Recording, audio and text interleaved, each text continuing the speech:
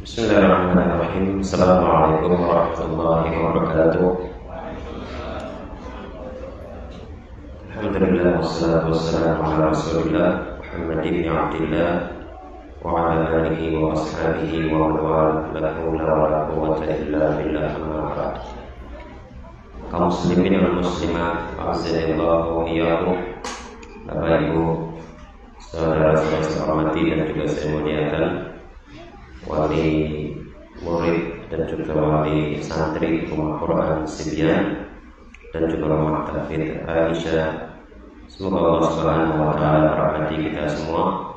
Alhamdulillah, pada kesempatan siang hari ini, pagi menjelang siang, Allah Subhanahu wa taala pertemukan kita di salah satu kegiatan, ya, insyaallah ini merupakan kegiatan positif, bagian dari perintah Allah Subhanahu wa taala untuk menuntut ilmu. Nabi sallallahu alaihi wasallam menyatakan dalam sebuah hadis, "Talabul ilmi fardhatun 'ala kulli muslim." Menuntut ilmu merupakan kewajiban bagi setiap muslim. Sementara Allah Subhanahu wa taala menyatakan dalam Al-Qur'an, "Fa'lam annahu la ilaha illallah wastaghfir li dzambik." Hendaknya engkau mengetahui bahwasanya tidak ada yang berhak disembah kecuali Allah, dan minta ampunlah atas dosa-dosa. Jemaah sekalian, kehadiran seorang muslim pada majelis ilmu memiliki keutamaan yang barangkali kita semuanya sudah banyak mengetahuinya. Tapi agama itu adalah peringatan. Maka Allah Azza wa Jalla menyatakan, "Fadzakir fa inna dzikra tanfa'ul mu'minin." Maka berilah peringatan. Fa inna dzikra tanfa'ul mu'minin. Karena peringatan itu bermanfaat bagi kaum mukminin. Maka tidak ada salahnya apabila kita senantiasa mengingat keutamaan majelis ilmu, belajar agama Allah Subhanahu wa taala, sebagaimana disebutkan dalam sebuah hadis. Nabi SAW menyatakan, "Man salaka tariqan yaltamisu fihi ilman, sahhalallahu lahu bihi tariqan ilal jannah." Barang siapa yang menempuh satu jalan dalam rangka mencari ilmu, maka Allah Azza wa Jalla akan mudahkan bagi dia jalan menuju surga. Putra putri panjenengan setiap hari menempuh perjalanan untuk mencari ilmu. Sementara kita sebagai orang tua, berapa kali dalam satu pekan kita berjalan dalam mencari ilmu? Kalah kita itu sama putra putri kita. Setiap hari putri panjenengan, putra panjenengan yang datang ke sini, ya, itu dia telah menyembuh masalah apa tadi. Setiap hari jemaah. Sementara kita seminggu sekali saja kadang enggak nampak. Gitu. Nanti nampak ketika ada daurah. Kalau ada daurah pengajian besar, kalau atau kabeh, ya, kajian rutinnya enggak ngerti. Ya, banyak alasannya sibuk lah, alasannya ini lah. Gitu. Kalah kita sama anak kita. Padahal semestinya kita harus lebih semangat, karena anak-anak kita itu meniru kita. Ya, anak-anak kita meniru kita. Belum lagi jemaah sekalian, kalau masyarakat tariqat ini menempuh jalan ini dimaknai jalan maknawi, jauh lebih halal lagi kita. Ya, karena tadi masyarakat tariqat dipahami dengan makna hissi, betul-betul menempuh jalan perjalanan dari rumah ke tempat belajar. Sementara sebagian ulama menyebutkan bisa juga dimaknakan dengan menempuh jalan secara maknawi. Apa itu menempuh jalan secara maknawi? Dia membaca, dia berusaha memahami ilmu, itu menempuh jalan secara maknawi. Tambah kalau lagi kita, ya, anak-anak kita datang mencari ilmu agama, melakukan perjalanan fisik, kita sudah kalah satu. Mereka berapa hari? 5 hari berjalan mencari ilmu. Kita seminggu sekali belum tentu. Gitu. Belum lagi ketika mereka datang duduk di kelas, mereka mendapatkan ilmu agama atau memahami ilmu agama 2 kali, ya 2 kali. Ada 2 kali pelajaran agama, 2 kali pelajaran umum, 1 kali tahfidz Al-Quran. Berarti sudah double itu. 5 kali 2, 10 kita 1, jujur kalah coba. Gitu ya. Maka jemaah sekalian lebih semangat lagi di dalam menghadiri majelis saya. Jemaah sekalian, berikutnya tema kita pada kesempatan pagi hari ini apa temanya? Apa sih temanya saya tak contek dulu. Membangun sekolah berkah, kolaborasi lillah antara guru dan orang tua. Soalnya yang bikin judul itu bukan saya, ya, jadi saya nggak hafal. Kolaborasi lillah antara guru dan orang tua. Baik, ini judul kajian pada pagi hari ini. Kolaborasi artinya kerjasama antara guru dan orang tua. Ini akan terbangun di dalamnya sebuah sekolah yang berkah. Berkah itu apa? Berkah itu adalah jawanul khair wa ziyadatuhu, kebaikan yang langgeng dan cenderung bertambah. Ya, jawanul khair wa ziyadatuhu, kebaikan yang langgeng dan cenderung bertambah. Jadi kalau kita ingin sekolah kita ini baik, langgeng kebaikannya dan cenderung bertambah, ya, maka di antara usahanya adalah kolaborasi antara guru dengan orang tua. Kok bisa seperti itu, teman-teman? Pertama, kalau kita lihat konsep pendidikan Islam, ya, konsep pendidikan Islam itu bertumpu pada satu ayat, yakni firman Allah Azza wa Jalla dalam surat At-Tahrim ayat yang ke-6. Allah Subhanahu wa taala menyatakan, ya ayyuhalladzina amanu qu anfusakum wa ahlikum nar. Wahai orang-orang yang beriman, jagalah diri kalian dan keluarga kalian dari api neraka. Wa quduhan nas wal hijarah. Bahan bakarnya itu manusia dan apa? Batu. Baik, nah, di sini ini konsep pendidikan Islam ini bertumpu pada At-Tahrim ayat 6. Jagalah diri kalian dan keluarga kalian dari api neraka. Khitab atau arah pembicaraan kepada siapa, jemaah? Kepala keluarga. Ya, khitab atau arah pembicaraan adalah kepada kepala keluarga. Karena Allah mengatakan, ya ayyuhalladzina amanu, wahai orang yang beriman, qu anfusakum, jagalah diri kalian, wa ahlikum, dan juga keluarga kalian. Ya. Berarti ini ayat ini mengajak bicara siapa? Kepada keluarga. Oleh karena itulah Imam Ibnu Katsir rahimahullah taala beliau mengatakan, qala Qatadah berkata, ta'muruhum bi ta'atillah subhanahu wa tanhahum an ma'siyatillah ta'ala wa an taquma 'alaihim bi amrillah subhanahu wa ta'muruhum bihi wa tusa'iduhum 'alaihi fa idza ra'aita lillahi ta'ala ma'siyatan qad'atahu anha wa zajartahum anha wa hakadha qala Tuhaq wa Muqatil haqqul muslim ay yu'allima ahlahu min qarabatihi wa imamihi wa 'abidihi ma faradallahu ta'ala 'alaihim wa manahahu Allah subhanahu wa ta'ala. Kata Imam Katsir rahimahullah, qala Qatadah berkata, maksud ayat ta'muruhum bi ta'atillah, kau perintahkan mereka untuk taat kepada Allah subhanahu wa ta'ala, wa tanhahum an ma'siyatillahi ta'ala, kau larang mereka dari perbuatan maksiat kepada Allah, wa an taquma 'alaihim bi amrillah, kau tegakkan perintah Allah atas mereka, wa ta'muruhum bihi, kau perintahkan mereka untuk menjalankan perintah ini, wa tusa'idahum 'alaihi, kau bantu keluargamu itu untuk menjalankan perintah Allah, kau bantu.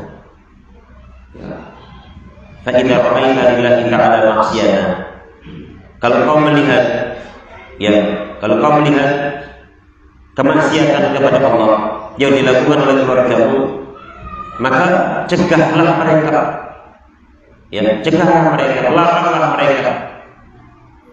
Wahakata qala ad-duha wa muqatil, wahakata qala ad-duha wa muqatil, dan demikian juga dikatakan oleh ad-duha dan muqatil, haqqul muslim, kewajiban seorang muslim ayyu'allima ahlahu. Jemaah, kewajiban seorang muslim ayyu'allima ahlahu, ya, dia mengajari keluarganya. Min qarabatihi, siapa keluarganya itu? Kerabat.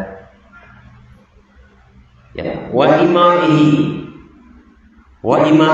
budak perempuannya, wa abidihi, budak laki-lakinya. Ma faradallahu ta'ala alaihi, ajari apa yang diwajibkan Allah atas mereka. Wa ma nahahumullahu subhanahu wa ta'ala, dan segala apa yang dilarang oleh Allah azza wa jalla. Kewajiban kita ternyata mengajari keluarga kita apa yang Allah wajibkan, apa yang Allah larang, itu kewajiban setiap kita. Ya. Belum lagi kalau kita membaca hadis Nabi sallallahu alaihi wasallam yang diriwayatkan dari Abdullah bin Umar, dikeluarkan oleh Al-Imam Al-Bukhari dan juga Imam Muslim. Kullukum ra'in wa kullukum mas'ulun 'an ra'iyatihi. Masing-masing kalian adalah pemimpin. Wa kullukum mas'ulun 'an ra'iyatihi, dan masing-masing kalian itu akan dimintai pertanggungjawaban atas kepemimpinannya. Fal imamu ra'in wa huwa mas'ulun 'an ra'iyatihi, pemimpin negara adalah pemimpin dan dia akan dimintai pertanggungjawaban akan kepemimpinannya. War rajulu ra'in 'ala ahli baitihi wa huwa mas'ulun 'an ra'iyatihi, seorang laki-laki pemimpin keluarganya dan dia dimintai pertanggungjawaban atas kepemimpinannya. Wah, dan ini jamaah sekalian menunjukkan dengan sangat meyakinkan bahwa tarbiyah Islamiyah lil aulad, pendidikan Islam terhadap anak-anak dan keluarga secara umum, itu merupakan kewajiban masing-masing dari kita. Ya, tidak bisa lepas. Seperti itu. Nah, jadi poinnya, ya, kewajiban mendidik adalah kewajiban masing-masing kita, kaum laki-laki utamanya. Ya. Makanya sejak kita memilih pasangan itu sudah diarahkan, ya. Sejak kita memilih pasangan ini sudah diarahkan. Pilihlah pasangan yang punya agama bagus. Hal ini agar supaya mempermudah tugas kita kaum laki-laki mendidik keluarga kita. Hadis yang sangat terkenal di tengah-tengah kita. Kata Nabi sallallahu alaihi wasallam, "Tulkahu al-mar'atu li arba'." Ya, seorang wanita itu dinikahi karena 4 perkara. Apa itu? 5 liha, wa li jamaliha, wa li hasabiha, wa li diniha. Fadfar bidatid din taribat yada. Kata Nabi sallallahu alaihi wasallam, "Tulkaul mar'atu li arba'." Seorang wanita itu dinikahi karena 4 perkara. Yang pertama, 5 liha, karena hartanya. Ya. Yang kedua, wali jamaliha, karena kecantikannya. Kemudian yang ketiga, wali hasabiha, karena nasabnya, garis keturunan. Wali diniha, dan yang terakhir karena agamanya. Dari kata Nabi, "Fadfar bidatid din taribat yada." Pilihlah wanita yang taat beragama, niscaya engkau akan beruntung. Hadis riwayat Imam Bukhari. Ya, saya pertama kali dengar penjelasan yang luar biasa terkait hadis ini dari Syekh Dr. Abdullah Al-Bukhari pada waktu itu sekitar tahun 2007. Ya, tahun 2007. Sekarang tahun berapa? 2005. Udah lama sekali itu. Kata beliau, kalau seorang ini bisa mendapatkan 4 kriteria ini, wah kata beliau ini as-sa'adatul uzma, kebahagiaan besar. Untuk bojo, duit wakeh, kemudian ayu, garis keturunan yang top, kemudian namanya taat beragama. Itu kalau bisa mengumpulkan itu semuanya as-sa'adatul uzma. Ya, cuman dewe ora boleh koyo ngono modalin dewe opo. Betul. Modalin dewe opo, ada orang itu speknya itu tinggi sekali. Ya, yang bikin kadang orang nggak nikah itu. Ya, pengennya yang kayak gini. Ini juga berlaku bagi wanita. Hadis Nabi SAW ketika mengatakan bahwa wanita dinikahi karena 4 perkara, ini bukan artinya Islam menghasung kita untuk memilih salah satu dari kriteria itu. Ya, tapi maksudnya adalah bahwa 4 kriteria ini merupakan pertimbangan. Ya, pertimbangan bagi setiap orang di dalam mencari pasangan. Kalau dia nggak cari yang uangnya banyak, yang cantik, yang garis keturunannya oke, yang agamanya bagus, itu pertimbangan. Dan dari 4 pertimbangan ini, Islam memerintahkan untuk memilih yang memiliki agama bagus. Seperti itu. Ya, kata Syekh Abdullah Al-Bukhari, kalau harta bisa habis, kan? Harta bisa habis. Misalkan dia nikah seorang wanita yang banyak uangnya, hartanya berlimpah, bisa habis. Kata dia. Belum lagi kalau kita modal dengkul, ya, bojone sugih ra karuan, dia modal dengkul tok. Ya wis disentok jenengan. Gak duwe harga diri. Ya. Kemudian yang kedua, apa tadi? Kecantikannya. Kata beliau, cantik itu bisa layu. Mau sampai kapan orang itu cantik? Ya, bisa layu. Apalagi kalau misalnya nanti lihat yang lain yang lebih cantik, ya nambah loro, nambah 3, nambah 4, bisa tahan, ya dah. Itu kalau lebih cantik itu bisa layu. Ya, kemudian yang ketiga, apa tadi? Wali hasabiha, karena garis keturunannya. Kata beliau, garis keturunannya ini tidak begitu bermanfaat. Kadang dia berada pada garis keturunan orang baik-baik, bisa jadi dia buruk, gitu kan? Dan yang menjadi pilihan adalah zatul din, orang wanita yang memiliki agama bagus. Karena teman jamaah sekalian, orang yang memiliki agama bagus, wanita yang memiliki agama bagus, ini pertama meringankan tugas seorang suami. Kalau kita membaca kitab Minhajul Muslim karya Syekh Abu Bakar Jabir Al-Jazairi terkait kewajiban suami terhadap istri di antara memberikan pendidikan agama. Ya, memberikan pendidikan agama. Dan kata beliau, pendidikan agama bagi seorang istri itu lebih dibutuhkan daripada sekadar nafkah makan dan minum. Itu. Ya. Maka kalau misalkan istri ini agamanya sudah bagus jemaah, itu meringankan kita. Ya. Karena juga nanti istri ini akan mendidik anak-anak kita yang akan lebih banyak berinteraksi dengannya daripada kita.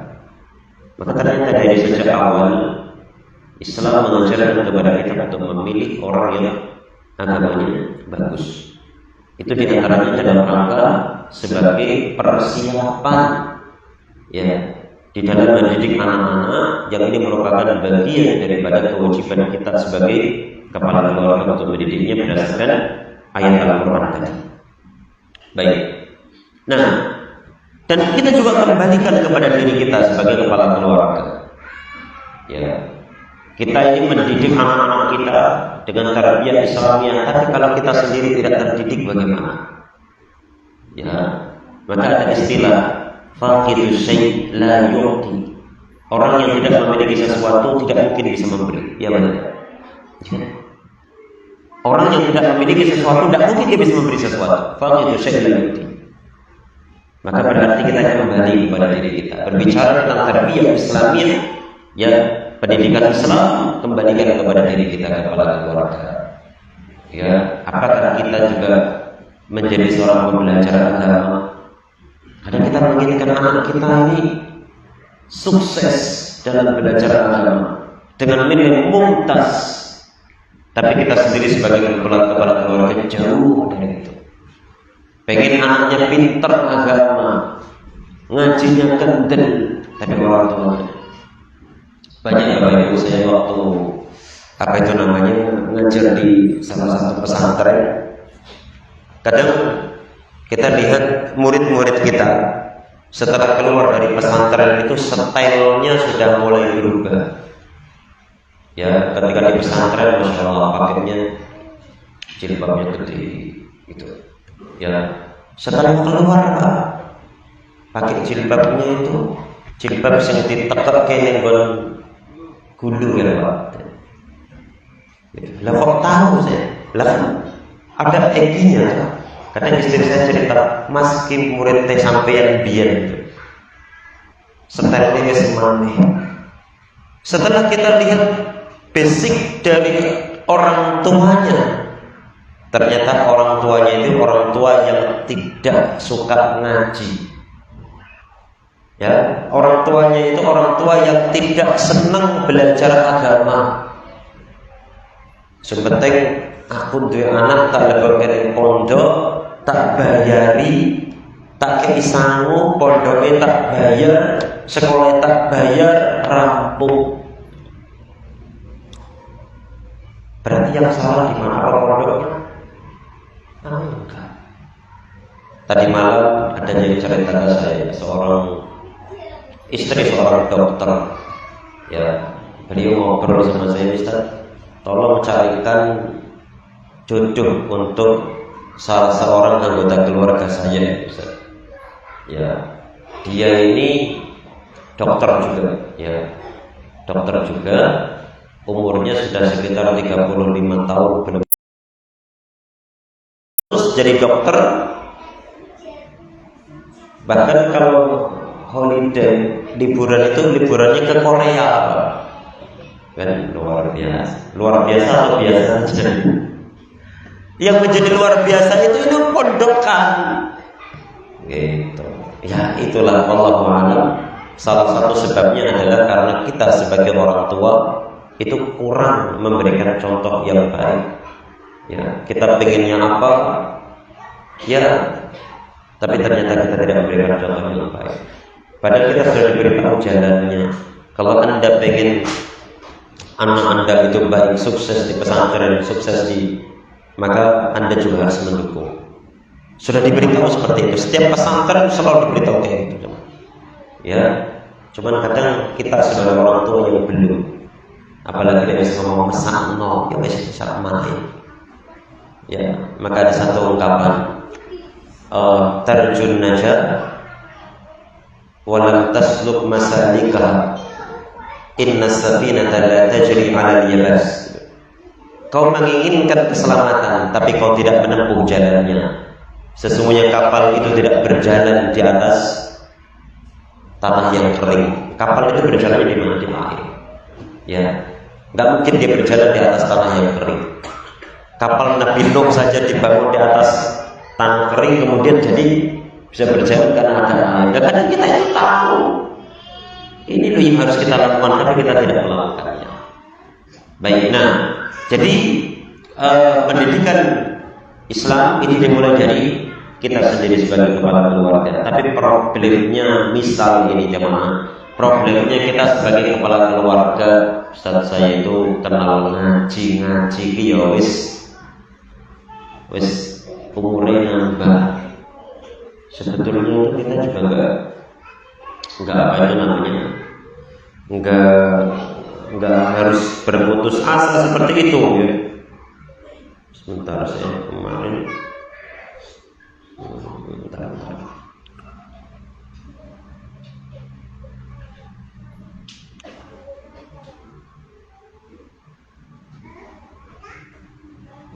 Ada kemarin itu daftar ulama-ulama yang belajar agama pada saat sudah tua. Cuman kok kayaknya saya lupa di mana itu informasinya.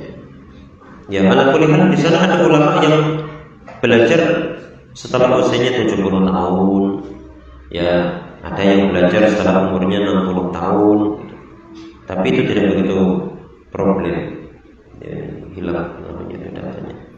Baik, kita kapan-kapan saja kalau pas ada liqah berikutnya. Baik, nah jadi kadang problemnya gini, kita udah kenal ngaji, kenal kajian-kajian, udah berusia, usia kerja, nggak mungkin belajar lagi, ya. Atau misalkan ini istri saya waktu saya milih itu, yang penting ayu saja. Sebelum tekan-tekannya kok itu moco agata belum iso. Jangan kayak gitu. Terus bagaimana? Solusinya apa? Masa dipaksa no? Ya, pokoknya sih berkewajiban didik itu saya harus didik. Padahal kita nggak belajar, ilmu kita nggak ngejar. Yang harus didik adalah istri saya. Nggak ngejar, pada nggak ngejar. Bagaimana? Itulah salah satu solusi. Ada yang namanya sekolah Islam, ada yang namanya pesantren. Itu salah satu solusi. Ketika kita tidak bisa mengajar anak kita, mengajar istri kita, maka caranya adalah pondokkan mereka ke pesantren, masukkan mereka ke sekolah Islam, suruh istri kita untuk ngaji. Dan masya Allah sekarang ini banyak fasilitas, ya, kajian-kajian online. Kalau di sini tidak ada kajian, ya udah kajian online aja tidak apa-apa. Kajian online jemaah sekalian, seperti dikatakan Dr. Mutlaq Al-Jazir, salah seorang ulama dari Qatar kalau nggak salah ya. Qatar atau Kuwait saya nggak lupa. Nah, beliau mengatakan dirasa atau pembelajaran lewat jalur An-Budi online, ya, apabila seseorang serius belajar, maka dia juga akan menghasilkan hasil yang bagus, ya, seperti itu, akan menghasilkan hasil yang bagus. Jadi tidak bisa diremehkan belajar online itu, ya. Cuman kendalanya belajar online itu orang-orang guru nih. Jangan yang ngaji kayak ini kan orang bakal kalau turun, gimana? Jangan ngaji kayak ini kalau turun kan ya. Orang mungkin nek ngaji online iso turun, ya, iso kalau turun, kemudian kalau ngantuk ya turu, tangi gitu, ya, iso di samping kamar mandi, iso di samping masak barang itu. Kendalanya cuma itu. Kalau transfer ilmunya sama. Ada juga kendala yang kedua, masalah adab, ya, masalah metode mengajar, itu juga salah satu minusnya. Tapi kalau dari sisi tahsilul ilmi, apakah belajar online menghasilkan ilmu? Jawabannya bisa, asalkan kita serius. Ya, cuman pernyataan dari Syekh Muhammad Syekh Shalih Al-Utsaimin, belajar online itu apa itu namanya? Second opinion. Jadi bukan apa tujuan awal. Itu kalau orang iso udah baru. Ya, jadi kan subhanallah kesibukannya luar biasa. Arab ngaji minggu gak iso, Arab ngaji ikuti belajar online yang sifatnya fleksibel. Itu dalam rangka meningkatkan apa? Dalam rangka meningkatkan kualitas diri kita, ya, termasuk juga dalam rangka meningkatkan kualitas istri kita, karena dia yang mengajar anak kita, ya. Ketika tadi kita tidak memiliki kemampuan ilmu yang memadai, ada sekolah Islam, anak kita taruh di situ. Ada pesantren Islam, anak kita taruh di situ. Ada pengajian, kajian-kajian online, istri kita taruh di situ. Masya Allah. Baik. Sebelum kita menginjak ke pembahasan sekolah, pesantren, dan kajian online, ya, kita ada baiknya merenungkan beberapa hal, teman-teman sekalian. Pendidikan yang kita lakukan terhadap anak kita, yang tadi kita harus punya bekal dulu. Berarti intinya di sini panjenengan semangat belajar dulu, maka baru setelah itu ngajari keluarga kita. Makanya kita ini yang di pesantren Al-Asariyah, ya, pesantren Al-Asariyah atau pesantren Salafiyah, itu salah satu kitab paling familiar, itu kitab salah satu usul, ya. Di situ seperti manhaj atau metode yang diberikan kepada kita, diajarkan kepada kita satu perkara, apa? Al-ilmu qabla al-qawli wal amali. Itu menancap betul di kalangan para santri-santri Ashariyah. Al-ilmu qabla al-qawli wal amali. Ya, fabada'a bil ilmi qabla al-qawli wal amali. Ilmu sebelum berbicara dan beramal. Ya. Maka dalam konsep pendidikan Islam, sebelum kita mendidik anak kita, mendidik istri kita, kita harus terdidik terlebih dahulu. Terus ketika kita mendidik, apa manfaatnya kita mendidik? Ya, apa manfaat kita mendidik? Manfaat kita mendidik yang pertama, ad-dalu 'alal khairi kafa'ilihi. Orang yang menunjukkan kebaikan seperti pelaku kebaikan itu. Ya, orang yang menunjukkan kebaikan maka dia seperti pelaku kebaikan itu. Kata Nabi sallallahu alaihi wasallam dalam hadis riwayat Imam At-Tirmidzi, "Inna jala 'alal khairi kafa'ilihi." Orang yang menunjukkan kebaikan maka seperti orang yang melakukannya. Dalam hadis yang lainnya, "Man da'a ila hudan kana lahu min al-ajri mithlu ujuri man tabi'a la yanqusu dhalika min ujurihim syai'a." Siapa yang menyeru kepada petunjuk, petunjuk itu agama Islam, kana lahu min al-ajri mithlu ujuri man tabi'a, maka dia mendapatkan pahala seperti pahala orang yang mengikutinya. Maka sebetulnya kan gini, Bapak Ibu, kalau putra panjenengan ikut dimasukkan di pesantren atau di sekolah Islam, niki mungkin 80% informasi kebaikan itu dari pondok. Ya, maklumat diniyah, ilmu-ilmu agama, jadi kebaikan-kebaikan tadi hampir 80% itu dari pondok. Jadi yang menunjukkan kebaikan kepada putri putra panjenengan itu guru nih. Coba dari sisi ini Bapak Ibu, dewe niku rugi apa untung tuh? Coba, rugi apa untung? Ya. Rugi. Ya, anak masuk ke sekolah Islam, diajari di situ beberapa pelajaran tauhid, ada pelajaran fikih, ada pelajaran adab. Yang menunjukkan siapa? Gurunya. Kulla yaum, setiap hari. Ya. Berarti yang mendapatkan kebaikan, seandainya putra panjenengan di rumah sholatnya kendel. Kok kendel? Siapa sih ngerti? Bu Ustazah. Masya Allah, panjenengan enggak pernah ngasih tahu jemaah. Berarti sing itu pahala akeh itu Ustazahnya panjenengan. Ustazah. Ya. Maka di sini semestinya orang tua ikut berkontribusi, ikut berkolaborasi. Bahkan bukan hanya kolaborasi dalam artian orang tua yang menjadi pendamping. Kalau kita kembali kepada konsep pendidikan itu kewajiban kita, maka harusnya kita bukan sebagai pendamping sebagai orang tua ya, tapi kita aktor utamanya.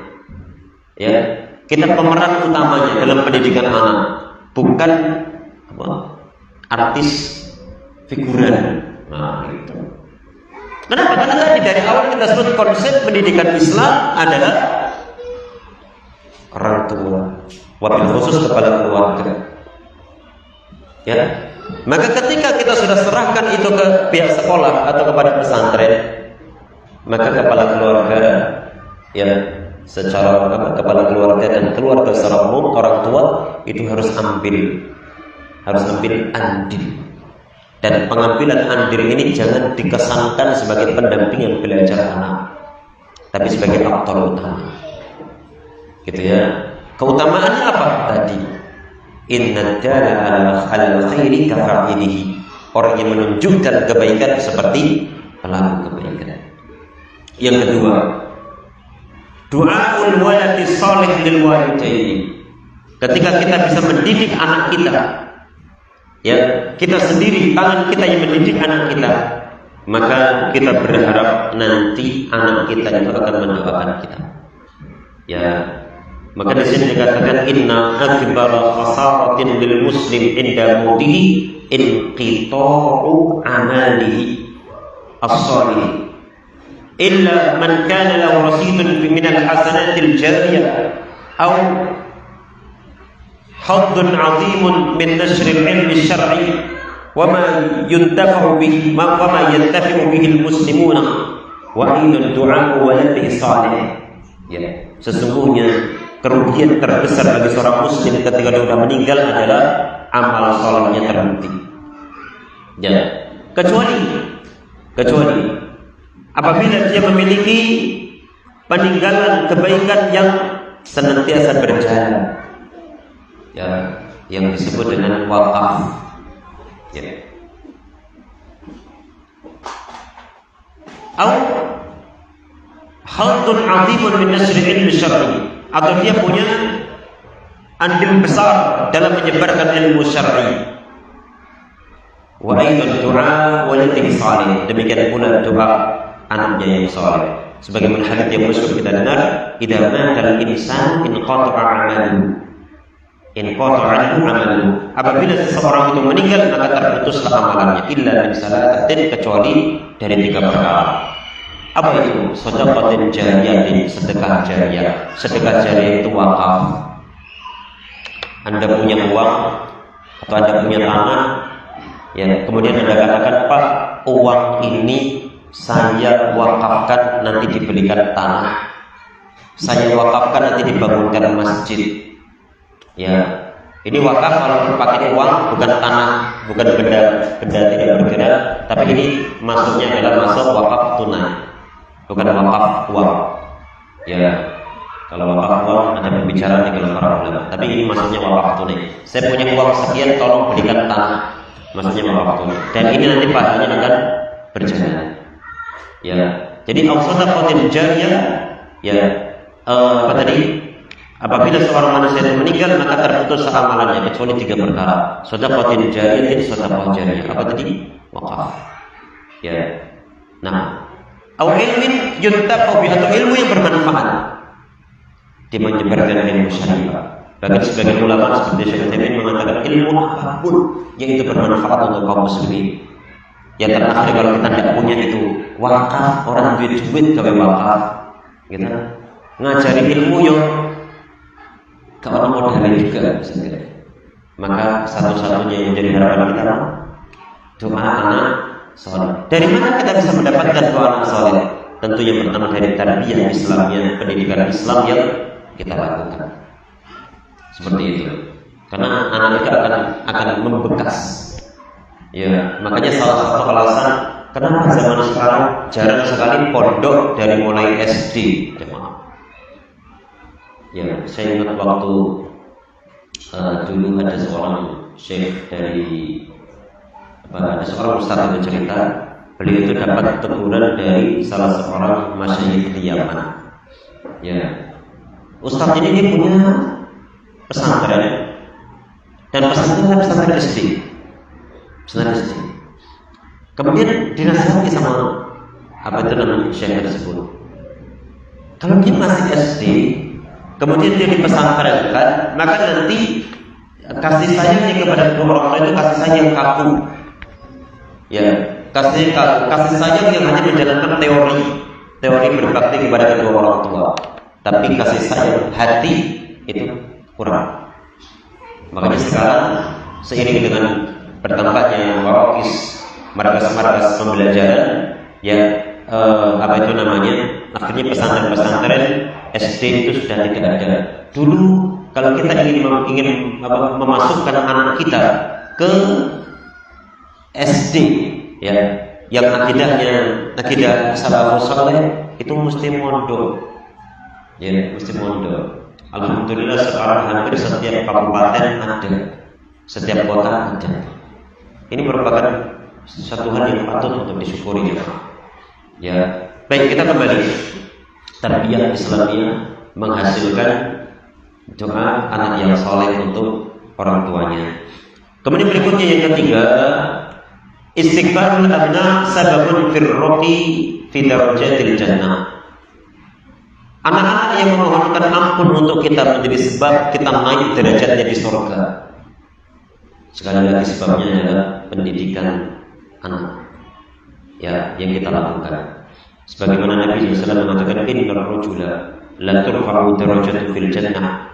Seorang diangkat derajatnya di surga. Fayaqul, kemudian orang ini berkata, anni hada. Kok bisa saya dapat ini? Fayuqal, kemudian dikatakan, bistighfari waladika. Ini karena istighfar anakmu untukmu. Ini karena istighfar anakmu untukmu. Disahihkan oleh Syekh Al-Albani dalam Shahihul Jami'. Kemudian jemaah sekalian yang terakhir terkait dengan keutamaan mendidik anak. Husnul tarbiyatil banat sababun fi dukhulil jannah. Ya, pendidikan yang baik terhadap anak perempuan menjadi sebab masuk surga. Ini pembahasan khusus bagi yang anaknya perempuan. Nabi sallallahu alaihi wasallam menyatakan, ya, man ibtuliya bi syai'in minal banat fasabara 'alaihinna kunna lahu hijaban minan nar.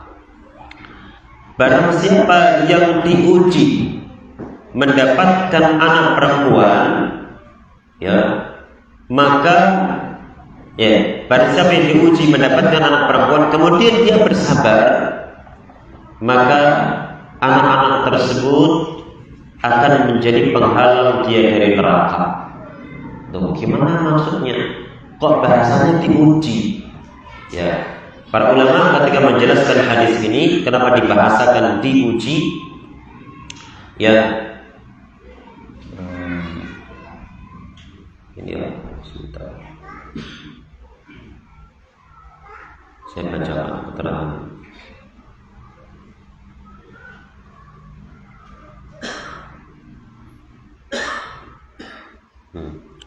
Wa summiyat hibatul inati ibtila'an lima fi kafalatihinna minal masyaqqati wat ta'ab. Diberi anak perempuan kok bahasanya diuji, karena asing itu maniptulia. Siapa yang diuji mendapatkan anak perempuan, kok mana diuji? Ya, bukankah ini anugerah? Ya, setiap ada anak lahir kita mengatakan ini adalah anugerah dari Allah. Ya, bahkan doa kita apa? Doa kita kan doa anugerah. Tapi kenapa bahasanya bahasa diuji? Kan? Kalau ini barakallahu, bukan barakallahu barakallahu nikah maneh ini misalnya. Apa itu? Barakallahu laka ini, barakallahu laka fil mawhubillah. Semoga Allah memberkahi engkau terkait fil mawhubillah, mawhubah, anugerah. Ya, terkait anugerah yang diberikan kepada. Dan itu anugerah. Tapi kenapa bahasanya kalau anak perempuan diuji? Hal ini dikarenakan, ya, lima fi kafalatihinna minal masyaqqah wa ta'ab. Karena ketika kita mendidik mereka itu ada kesulitan dan bikin capek. Jadi didik anak perempuan itu lebih sulit daripada didik anak laki-laki. Anak laki-laki dia nakal, kerasi aja udah selesai persoalan. Tapi kalau anak perempuan dikerasi, tapi mau kalau dibojone ya Pak. Maksudnya jangan bojone jangan gini kemudian jangan pakainya kekerasan. Kira-kira rampung urusannya kok tambah tuh. Tambah tuh, nggak mungkin rampung. Ya, makanya saya itu ada orang bilang, Ustadz itu apa itu namanya sangar katanya Pak. Yang di bawahnya itu perempuan semua. Mungkin kok istri saya jelas perempuan, anak saya tiga-tiganya perempuan, santri saya semuanya perempuan, termasuk ustadzah itu kan. Saya memudiri ustazah semuanya perempuan, bayangin itu. Ya, ini sudah bojo siji wedok ini pas ngambek itu rasanya, aduh, dunia ini kayaknya sempit Pak. Nah, ini kok anaknya ngambek, aduh, tambah sempit mana? Engkau ustazah ngambek juga tambah sempit, pesantren ngambek tambah sempit meneh. Memang anak perempuan itu apa itu namanya sesuatu yang nggak mudah ngatasi itu. Ya, dari satu sisi ada kemudahan, tapi sisi yang lain yang kaitannya dengan perasaan itu susah. Ya, makanya Nabi SAW mengatakan manibtulia, siapa yang diberi ujian, ya, diberikan anak perempuan lalu dia bersabar, maka ini akan menjadi hijab penghalang dia masuk ke dalam neraka. Seperti itu. Baik. Kemudian tadi kita kembali ketika misalkan kita ini tidak memiliki kemampuan, baik kemampuan dari sisi apa itu namanya ilmu atau kemampuan dari sisi waktu. Sekarang kita menyekolahkan anak kita ke sekolah Islam, ke pesantren Islam. Lah, terus apakah kita lepas begitu saja? Jawabannya tidak. Ya, dan pesantren-pesantren ini jemaah, ustaz-ustazahnya ini sifatnya membantu panjenengan. Membantu panjenengan. Ya. Mereka membantu panjenengan di dalam apa? Di dalam meringankan beban panjenengan mendidik. Ya. Maka dari sini berarti pekerjaan utama pendidikan bukan berpindah ke sekolah. Salah satu kesalahan orang tua kita ini, saya juga termasuk orang tua wali murid dan di sini juga. Ya, salah satu kesalahan kita adalah pasrah bongkoran kepada pondok, kepada sekolah. Wes penting tak sekolah ki, aku jalur maksimal. Ini kesalahan jemaah. Terlebih lagi sekolah yang tidak asrama. Berapa jam putri jenengan di rumah Quran ini? Berapa jam coba? Dari 7:30 sampai 1:30. Sebagian besarnya di mana? Di rumah. Ya kan? Sebagian besarnya di rumah. Di sini, ya, di sini ustaz-ustazahnya sudah memberikan transferan ilmu, sudah memberikan pendidikan adat. Ya kan? Sampai kadang saya gini. Ada anak-anak yang misalkan main apa gitu kan, ini main maksudnya ini main apa ini? Main ini, kita tahu. Ini permainan kayak gini kalau ini. Mana? Saya sita. Saya sita paskan ke kantor. Saya bilang, Mbak ini sitaan. Besoknya apa? Ada lagi yang baru. Nah, ini berarti problemnya di mana? Coba problemnya di mana? Orang tua belum mau berkolaborasi dengan sekolah. Kalau sekolah mengatakan, Pak, ini pelanggaran, ini disita, ya, maka berarti tidak perlu diikuti. Ya memang kadang anak-anaknya tidak ngomong. Problemnya di situ. Maka kita kembali tadi ke poin pertama, orang tua mendidik berarti dia juga harus punya sesuatu sebagai bahan mendidik. Dia meningkatkan kualitas. Oh, anak saya main kayak gini itu nggak boleh. Ini mesti sekolahan nggak boleh. No. Itu. Apalagi kalau anaknya minta lagi, Pak, saya minta lagi lihat dolanan mau begini, disita sekolahan. Oh, itu oke mana? Ya, ngisuk disita mana sekolahan? Ngomong lagi, Pak, kalau jalan dolanan ini. Nek kadang nggak ngomong. Ya. Dan duitnya kok entek tak gitu dolanan iki. Atau misalkan kok ono nang iki dolanane orang ono saiki ono, Pak. Nek ora ono berarti kan disita niku. Sadurunge sekolah bisa dolanan, pada sekolah setelah sekolah mainannya enggak ada. Oh, itu disita. Ya. Ngisuk meneh kok ono lho. Maka dari tadi kita sampaikan jemaah pendidikan kewajiban kita. Maka kita harus meningkatkan kualitas. Jadi harus tahu dulu. Kan? Karena ini ada kaitannya dengan ini poin terakhir dari pembahasan kita, kolaborasi. Bagaimana kita bisa kolaborasi jemaah? Kalau kita juga memiliki ilmu yang paling tidaknya satu frekuensi dengan sekolah. Bagaimana kita agar memiliki ilmu belajar? Jadi nggak mungkin kita bisa berkolaborasi kalau kita sendiri tidak memiliki ilmu. Maka dipahami ini. Kenapa kok temanya kok jauh sekali. Tadi langsung aja kolaborasi lillah antara guru dan orang tua. Kenapa kok di menit awal pengajian pembahasannya gak langsung menyentuh ke sini jemaah? Karena agar bisa menyentuh di sini memang harus dari sejak awal tadi. Kita harus sadar bahwa pendidikan itu kewajiban kita, dan kita harus sadar bahwa kita harus meningkatkan kualitas diri kita sendiri. Ya, dan tadi kita sampaikan sekolah ini sifatnya bukan kita pasar bokoan. Ya, jenengan sudah menyerahkan bokoan tanggung jawab jenengan udah buat sekolah saja. Gitu ya, baik. Ya, jadi tetap harus ada peran serta orang tua, apalagi sekolah yang tidak asrama.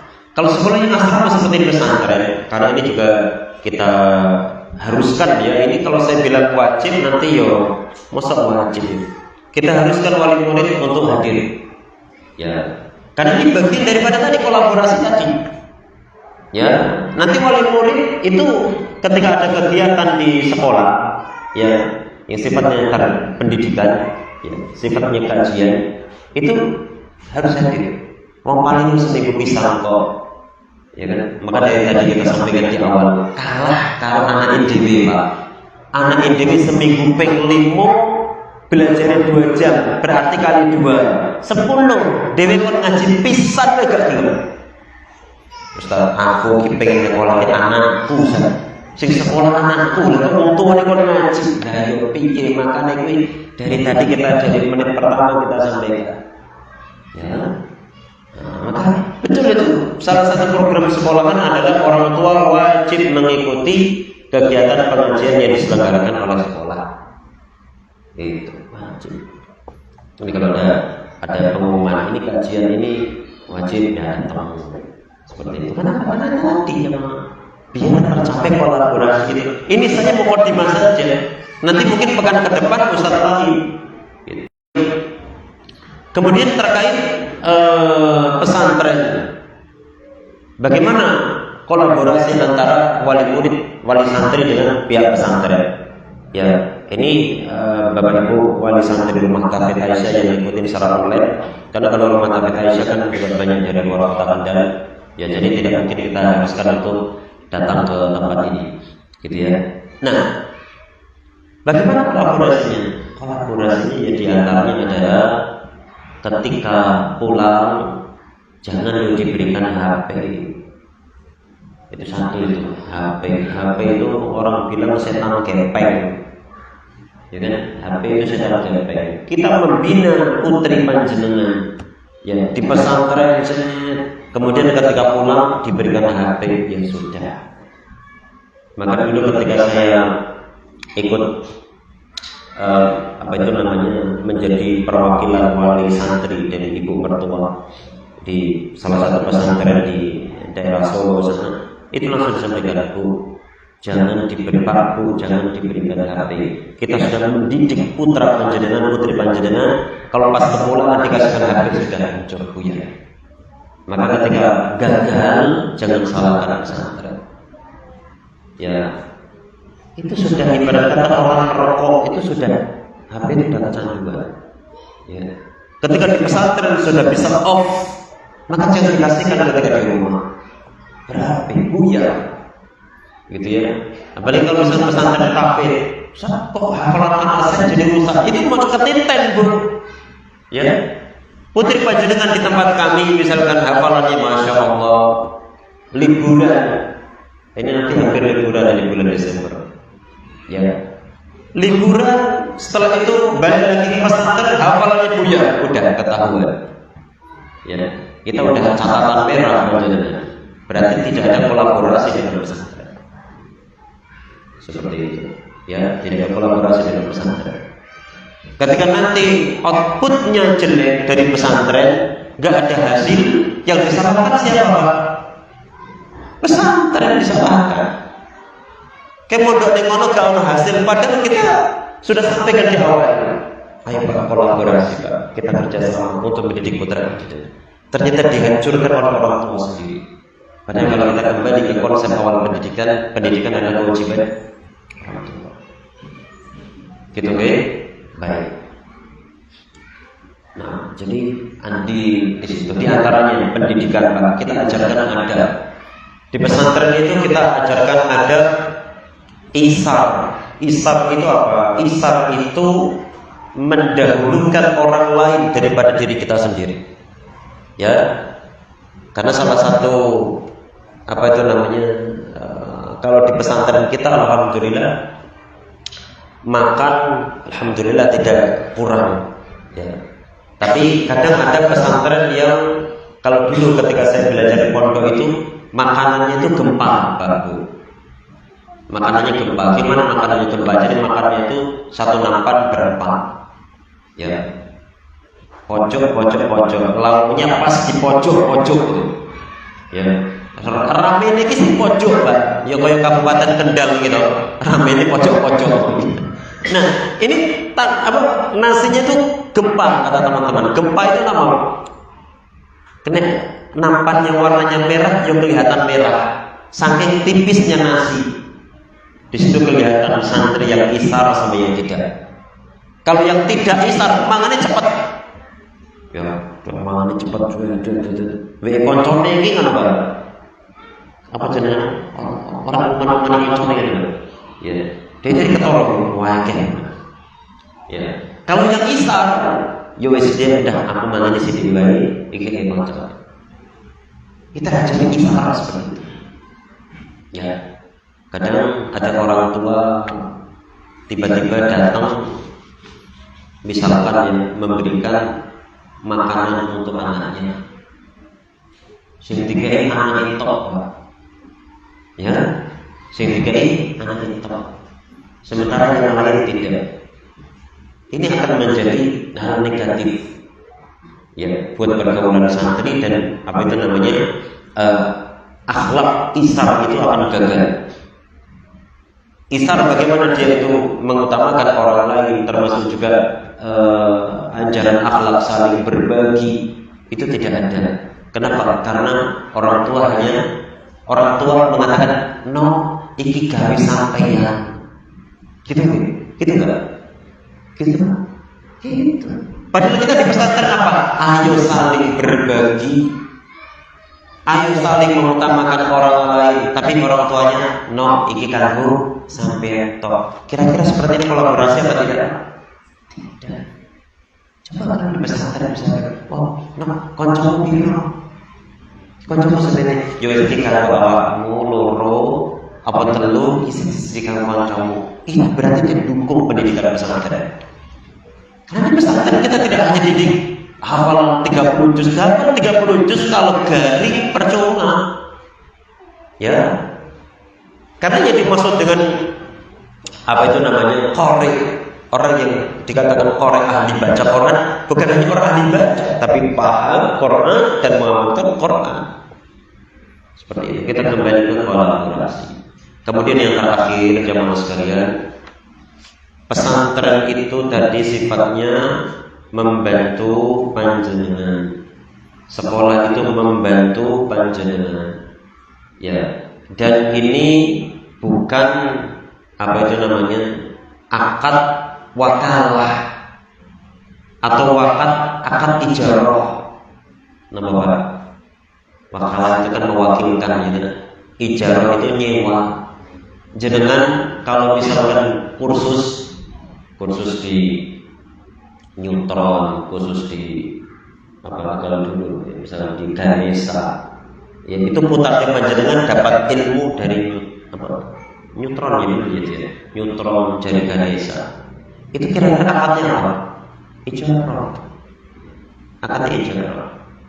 Makanya ketika jenengan belajar kepada orang kafir bikin senjata, boleh enggak? Boleh. Karena akadnya apa? Ijarah. Gitu. Bukan akadnya itu antar murid dengan guru. Tapi kalau pendidikan agama, terlebih lagi insya Allah di sekolah kita dan pesantren kita itu tidak akad ijarah. Tapi hubungannya adalah hubungan thalabul ilmi. Maka ucapan Imam Nusirin, ya inna hadzal ilma dinun fanduru amman ta'khuduna fanduru amman ta'khuduna dinakum. Ya, sesungguhnya ilmu ini adalah agama. maka lihatlah dari siapa kalian mengambil agama kalian. Hubungan antara santri atau murid As-Sibyan dan Prophet Aisyah dengan gurunya adalah hubungan antara murid dengan guru. Alaqah baina at-talib wa syaikhi. Hubungan antara murid dengan gurunya, bukan hubungan antara hajir dan mustajir. Orang yang disewa dengan orang yang menyewa. Bukan seperti itu.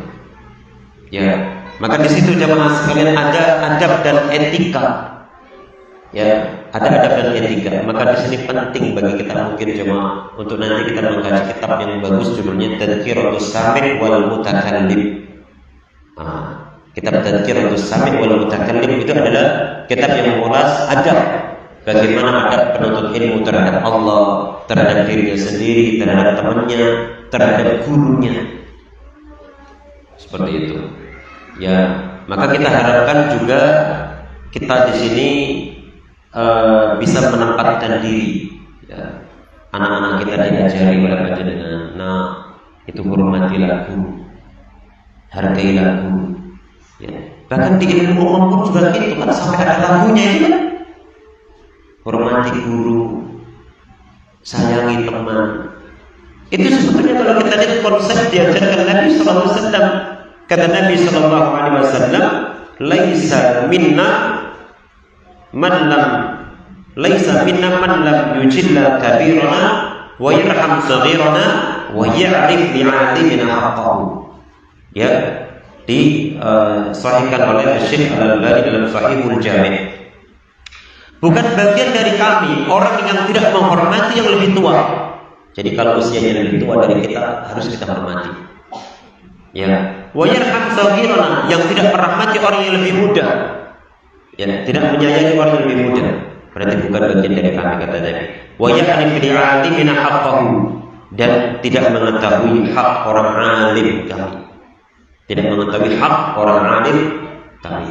Maka ajarkan kepada anak-anak kita, ya, bahwa ustadz yang ada di sekolah, yang ada di pesantren, mereka adalah guru, yang di situ berlaku adab antara murid dengan guru. Termasuk kita juga mencontohkan jamaah sekalian, ya, termasuk kita juga mencontohkan, ya, bahwa apa itu namanya, ini dona adab kepada seorang guru itu kayak gini, ya, jangan sampai Bapak Ibu sekalian anak kita mencontoh adab kita yang tidak bagus. Ya, sebagian orang Bapak Ibu ini di beberapa pesantren, ya, ada kadang orang tua tiba-tiba bentak-bentak ustadznya, ya, bentak-bentak ustadznya, ini kan jauh sekali, ya, subhanallah, ini jauh sekali. Katanya, ya sekarang lagi ramai kan itu. Ya, jadi ketika muridnya itu ditampar, katanya udah ditampar sebenarnya juga, ditabuk orang guru ini malah dilaporkan ke polisi. Oh ya, katanya diproses gitu. Ya. Dulu ketika murid ditampar itu orang wani ngomong, kalau gak mani ngomong sama orang tua ini, ya malah ditambahin mani. Nek saiki niku malih, Pak. Ya kan? Nek saiki itu malih. Ya. Dulu seperti kisah Al-A'mash. Ya. Al-A'mash itu seorang ahli hadis tapi dia buta. Ya. Dia itu suka meludah ke kiri apa ke kanan, saya kan lupa. Lah di situ ada muridnya di situ. Itu setiap Al-A'mash itu meludah, ya biarin aja, dia nggak tahu gitu kan. Coba kalau sekarang Al-A'mash di sini, mesti lapor ke wali murid itu. Ya, maka kita sebagai wali murid seperti tadi, anak-anak kita, ya, itu adalah murid dari para guru-guru di sekolah atau di pesantren. Alaqah yang hubungannya adalah murid dengan guru. Di situ ada etika yang diajarkan agama kita. Maka kita contohkan. Betul, kita bukan murid dari sang guru itu, tapi kita mencontohkan kepada anak kita bagaimana adab yang baik. Seperti itu. Jadi jangan sama seperti yang viral-viral itu, ya. Seperti itu. Maka mungkin ini perlu untuk diperhatikan. Ya, kalau misalkan kok putri panjenengan putra panjenengan tiba-tiba nangis, dijewer sama gurune Pak, dikaplok sama gurune, jangan langsung percaya. Jangan langsung percaya. Kalau orang tua, ya aku gak terima ini. Jangan. Saya, wah, kata gini, ibu mertua itu gini. Ini kok jodoh ini? Kan adik saya kan masih ada di pondok, adiknya istri masih SMP. Kadang ibu mertua, ini kok kamu ini kalau ini dari pondok gimana? Saya nggak bisa langsung terima info dari murid, nggak bisa. Ya langsung saya konfirmasi ke pihak pondoknya, Ustaz, bagaimana Ustaz ini? Oh ternyata ada miskomunikasi di situ. Makanya salah satu dari bentuk kolaborasi adalah bagaimana seandainya ada penindakan dari sekolah atau pesantren, kita tidak begitu saja menerima dari anak kita. Kita berimbang menerima dari informasi segala arah. Kemudian saya tutup dengan ucapan dari Imam Syafi'i rahimahullah taala. Imam Syafi'i rahimahullah beliau mengatakan, "Akhi lan tanala ilma illa bi sittatin." Wahai saudaraku, kau tidak akan mendapatkan ilmu kecuali dengan 6 perkara. 6 hal ini merupakan tips orang dapat ilmu. Yang pertama apa? Yang pertama zakain. Zakat itu nama cerdas. Cerdas itu ada 2. Cerdas yang sifatnya jibiliyah, kawanan bayi. Memang cerdas dari sononya. Ya. Yang kedua namanya muktasab. Cerdas sifatnya muktasabah. Muktasabah itu dihasilkan dari usaha. Ya. Belajar terus. Itu nanti dia akan cerdas sendiri. Hafalannya jelek tapi dia belajar terus. Saya kemarin itu apa itu namanya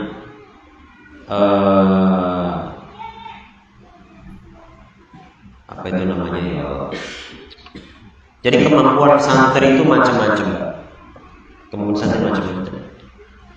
Ada yang memang hafalannya gampang nyentel. Ada yang susah nyentel tapi dia punya keseriusan. Yang gampang nyentel itu jibiliyah namanya. Dari sononya memang kayak gitu. Tapi yang susah nyentel tapi bisa nyentel dengan berusaha, itu namanya muktasabah. Dan dua-duanya bagus. Bahkan yang muktasabah ini ada nilai plus apa? Masyaqqah, kesulitan. Bukankah kita mendengar sebuah hadis Nabi SAW? Ya, gimana itu? Al-mahir bil Quran ma'asafaratil kiramil bararah. Orang yang mahir membaca Quran, hafalannya bagus, bacanya oke, maka dia bersama malaikat duta yang senantiasa taat kepada Allah Subhanahu wa ta'ala. Walladzi yaqra'ul Qur'ana wa yatada'u fihi wa huwa yashhadu lahu ajran. Orang yang membaca Al-Qur'an dalam keadaan dia tak terbata-bata, susah membacanya, maka dia dapat 2 pahala. Pahala apa jemaah? Pahala membaca dan pahala kesulitan. Orang yang cerdasnya muktasab, diusahakan, belajar terus, tekun menghafal, maka dia mendapatkan pahala 2. Ya, kemarin di pesantren Aisyah, siapa yang 1 bulan ya bisa selesaikan 1 juz, tak ajak rehlah, nggak ada kasih tahu rehlahnya yang mana, gitu ya. Ada yang semangat, kemudian ada yang masuk 4 anak langsung bisa kejar target langsung, ya. Kita kabulkan apa yang kita buktikan apa yang kita janjikan. Saya ajak rehlah ke Jogja waktu itu, tak supiri sendiri Pak, ya, sama istri saya tentunya.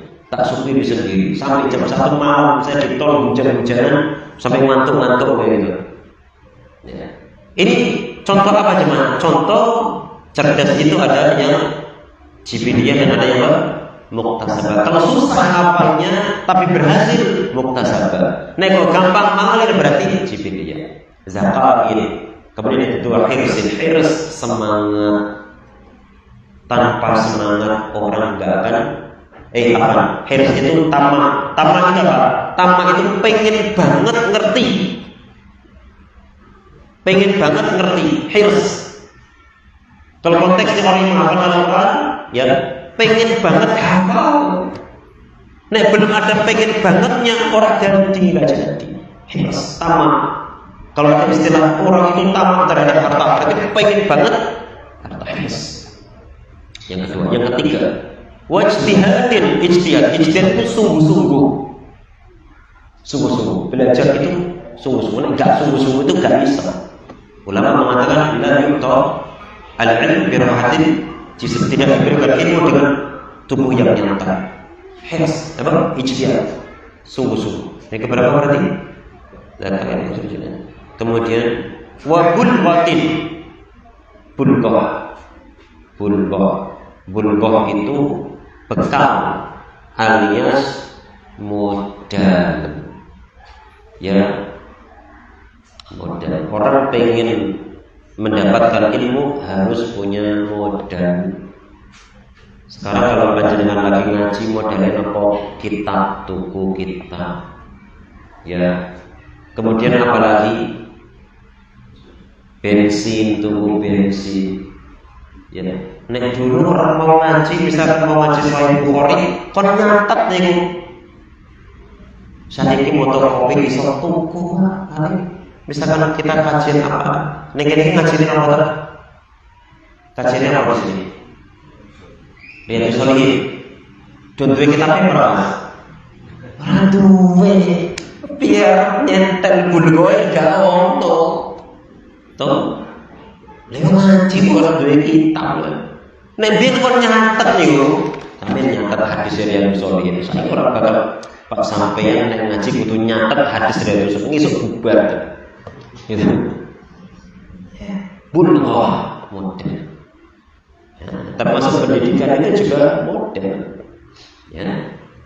Walaupun kita di rumah Quran, di rumah tahfidz itu enggak majanan ya, dan saya juga ingin tekankan Bapak Ibu, majanan di pesantren kita dan sekolah kita gratis itu full beasiswa. Ini bukan full beasiswa untuk yang tidak mampu, tapi ini full beasiswa untuk prestasi.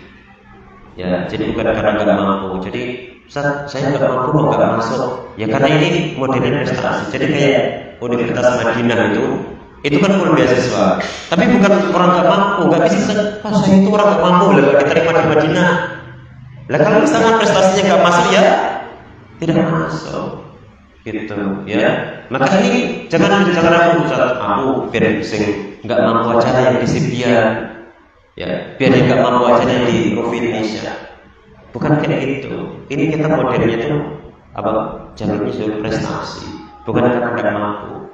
Jadi jangan ragu bisa mungkin prestasi itu bagi orang yang nggak mampu, enggak. Ya, karena kita menyelenggarakan pendidikan yang dari sisi akidahnya adalah akidah salafus saleh. Komitmennya di situ. Akidah salafus saleh, akidah sesuai Al-Quran, sesuai Sunnah. Komitmennya di situ. Kemudian alhamdulillah Allah berikan rezeki. Akhirnya kita bisa buka jalur majalah atau full beasiswa itu. Tapi bisa masuk karena prestasi, bukan karena apa itu namanya tidak mampu itu. Baik, jadi bulghah tetap harus ada modal, ya kan? Kemudian berikutnya apalagi nomor berapa itu tadi? 4, berarti kurang 2. Ya, wa irsyadi ustadzin, bimbingan guru. Bimbingan guru kata Imam Syafi'i. Ya. Jadi agar supaya orang itu bisa apa itu namanya mendapatkan ilmu harus dengan bimbingan guru. Sadarkan kepada anak-anak kita, apapun yang disampaikan oleh ustazah ikuti. Arahan-arahan terkait ilmu ikuti. Suruh bikin PR ikuti, suruh kerjakan ini ikuti. Seperti itu bimbingan seorang guru. Kenapa teman-teman? Karena seorang guru itu dia akan bisa memberikan jalur apa jenenge? Jalan-jalan tikus, jalan-jalan alternatif. Jangan mau ke Jogja lewatnya jalur lurus ke Suwen. Tapi kalau ada orang yang paham jalurnya, jangan bisa lewat jalur apalagi misalkan inilah perasa atau jalan Kaliwungu lagi Tincong. Lah nek jenengan wong sing ora ngerti, iso kaduwan kesuwen. Tapi kalau ada orang yang paham, ya, orang yang paham sudah pernah lewat jalur-jalur itu, tinggal ngikutin saja. Itulah fungsi seorang guru. Ya, saya dulu ketika awal-awal belajar 1 tahun belajar kitab Durusul Lugha, dapat satu faidah, Pak Bu. Satu faidah ilmu bahasa Arab. Yang ternyata faidah yang diberikan oleh guru saya itu baru saya dapati belajar jenjangan gitu kan. Kitab ini dulu gitu kan. Nah, saya waktu itu awal-awal belajar dapat satu faedah, yang faedah ini baru saya dapati di kitab Syarh Qatar Nada. Ya, kitab nahwu termasuk kitab nahwu yang tinggi. Syarh Qatar Nada baru saya dapati faedah itu di Syarh Qatar Nada. Padahal itu sudah diberikan oleh guru saya saat dasar belajar bahasa Arab, baru 1 tahun dikasih itu. Padahal harusnya itu kita bukti. Kenapa bisa dapat faedah itu jemaah? Kenapa sesingkat itu dapat faedah itu? Karena bimbingan seorang guru. Jadi guru itu bisa memberikan sesuatu yang tidak bisa kita dapatkan sendiri dengan membaca sebuah buku. Paham sampai sini? Maka penting. Yang terakhir, tuli zamanin, waktu yang lama. Ya, belajar itu butuh waktu yang lama. Jadi nggak ada ceritanya aku wis mondok 3 tahun kok wis ora pengen mondok maneh. Aku wis tau belajar kok enggak belajar lagi, nggak ada ceritanya kayak gitu. Tuli zamanin. Ya. Makanya ketika panjenengan ini Bapak Ibu yang sekolah di TK di sini, ya SD-nya sini sekalian. Biar ilmunya itu nyambung. Setelah nanti dapat ijazah, di sini dapat ijazah. Ya, mau ngarang ijazah. Wong zaman saiki ijazah itu penting, no? Nah, dapat ijazah. Siapa yang masuk di sini dapat NISN. Bahkan untuk yang tahun depan, insya Allah, untuk yang TK dari mulai TK, yang TK besar itu sudah didaftarkan langsung dapat NISN. Tidak usah khawatir. Ya, yang mondok di Kendal kota juga bisa kita daftarkan nanti dapat ijazah juga. Kalau masalah ijazah tidak usah khawatir, dapat ijazah. Ya, bahkan ijazahnya kan juga ada ijazah dari BKPM, kejar paket. Kalau mengatakan kenapa harus kejar paket? Kejar paket itu sekarang jadi tren, Pak. Di pondok-pondok Islam itu jadi tren. Ya pondok Islam ya maksudnya. Sekarang jadi tren. Kenapa? Kalau misalkan ini pondok kok SMP, saya tidak sedang jelek-jelekan ya, pondok kok SMA atau madrasah aliyah MTS. Ini kok nanti sudah terbagi, Pak. Oke, sudah pilih. Pelajaran umum saja udah banyak. Pelajaran umum udah banyak ya? Udah nyita. Belum lagi ditambah pelajaran diniyah yang banyak. Maka sekarang kelas pondok pesantren Al-Bukhari paket juga ya, Mas? Paket juga. Al-Ukhwah paket juga. Gitu. Jadi jangan masuk sekolah Islam paket. Ini salah satu upaya. Ya agar supaya maksimal di pendidikan Islam. Seperti itu. Baik, jadi waktu di zamani dalam waktu yang lama.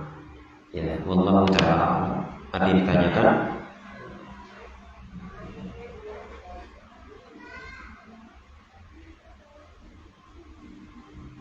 Sudah kok coba semua misalnya.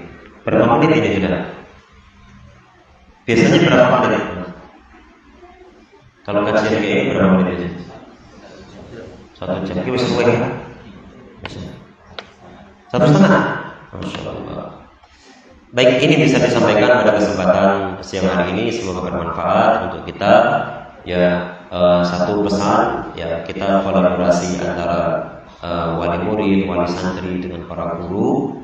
Ya, dan apa itu namanya? Semoga nanti ke depan pendidikan kita bisa lebih baik lagi, bisa lebih maju lagi, ya, dan bisa menjadi mercusuar. Ya, yang menerangi pendidikan Islamnya bersama yang lainnya di wilayah Kabupaten Kendal ini. Wallahu ta'ala a'lamu bis-shawab. Tafi ilahuna subhanakallahumma wa bihamdika asyhadu an la ilaha illa anta astaghfiruka wa atubu ilaik. Wassalamualaikum warahmatullahi wabarakatuh.